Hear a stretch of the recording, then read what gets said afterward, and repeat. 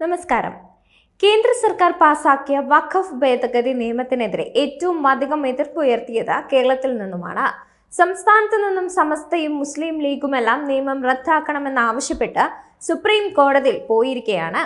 സംസ്ഥാനം ഭരിക്കുന്ന CPM-ഉം പ്രതിപക്ഷമായ കോൺഗ്രസും നിയമത്തെ എതിർക്കുന്നവരുടെ കൂട്ടത്തിലുമാണ്.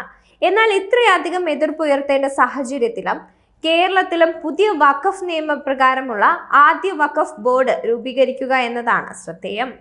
സംസ്ഥാന വഖഫ് ബോർഡിന്റെ കാലാവധി കഴിഞ്ഞ സാഹചര്യത്തിൽ അടിയന്തരമായി പുതിയ ഭരണസമിതിയെ തിരഞ്ഞെടുക്കേണ്ട സാഹചര്യമാണ് ഉള്ളത്.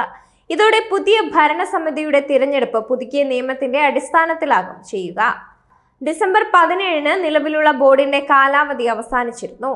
ഇതോടെ ഹൈക്കോടതി പുതിയ ബോർഡ് നിലവിൽ വരുന്നതുവരെയാണ് കാലാവധി നീട്ടി നൽകിയിരുന്നത്. വഖഫ് ബോർഡിന് മുന്നിലുള്ള നിരവധി കേസുകളിൽ തീരുമാനമാകാത്ത സാഹചര്യത്തിലാണ് നടപടി. ജസ്റ്റിസുമാരായ അമിത് റാവൽ, S. ഈശ്വർ എന്നിവരുൾപ്പെട്ട ഡിവിഷൻ ബെഞ്ചാണ് ബോർഡിന്റെ കാലാവധി നീട്ടി നൽകിയത്. ഈ മാസം 5-ാം തീയതിയാണ് വഖഫ് ഭേദഗതി ബില്ലിൽ രാഷ്ട്രപതി ഒപ്പുവെച്ചത്.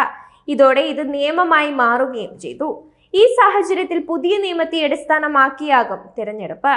ഒരു മാസം കൊണ്ട് തന്നെ പുതിയ ഭരണസമിതിയെ തിരഞ്ഞെടുക്കുമെന്നാണ് വകുപ്പ് മന്ത്രി V. അബ്ദുറഹ്മാനും നേരത്തെ വ്യക്തമാക്കിയത്.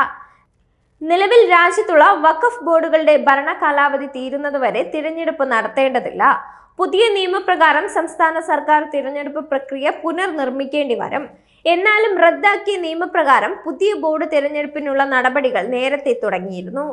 ഏപ്രിൽ 4-ന് വോട്ടർ ലിസ്റ്റ് തയ്യാറാക്കിയിരുന്നു. മെയ് 3-ന് തിരഞ്ഞെടുപ്പ് വിജ്ഞാപനം നിലവിൽ വരും. 12-അംഗ ബോർഡിൽ 7 പേരെ വോട്ടെടുപ്പിലൂടെയും 5 അംഗങ്ങളെ സംസ്ഥാന സർക്കാരും നോമിനേറ്റ് ചെയ്യേണ്ടതായി വരും. മുസ്ലിം ഇതര പ്രതിനിധി അടക്കം ബോർഡിൽ പുതിയ നിയമപ്രകാരം ഉണ്ടാകും. ഇതിനിടെ നിയമത്തിൽ സുപ്രീം കോടതി ഇടപെടൽ കേസിൽ ഉണ്ടാകുമോ എന്നും അറിയേണ്ടതുണ്ട്. അതേസമയം വഖഫ് നിയമ ഭേദഗതിക്കെതിരെ ഹർജികൾ സുപ്രീം കോടതി ഉടൻ പരിഗണിക്കില്ലെന്നാണ് സൂചന. ഏപ്രിൽ 16-ന് ഹർജികൾ പരിഗണിക്കാനാണ് സുപ്രീം കോടതിയുടെ തീരുമാനം. ചീഫ് ജസ്റ്റിസ് സഞ്ജീവ് ഖന്നയാണ് ഹർജികൾ 16-ന് പരിഗണിച്ചാൽ മതിയെന്ന് തീരുമാനമെടുത്തത്. വഖഫ് നിയമ ഭേദഗതിക്കെതിരെ മുസ്ലിം ലീഗും സമസ്തയും ഉൾപ്പെടെ നൽകിയ 12 ഹർജികളാണ് സുപ്രീം കോടതിയുടെ മുന്നിലുള്ളത്.